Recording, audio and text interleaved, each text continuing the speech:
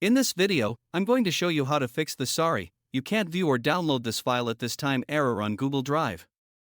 This usually happens when too many people have tried to download the file. First, open the file link you're trying to download. Now click on File in the top left corner. Then select Add to Start. Next, open your Google Drive. Click on New in the top left and create a new folder. Give it any name and click Create. Now, from the left side, click on Start and find the file. Click on the three dots next to the file. Select Organize, then click on Add Shortcut.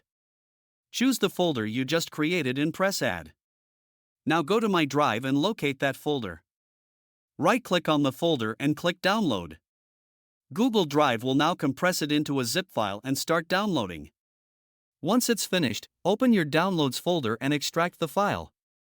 And that's it, you've successfully downloaded the file.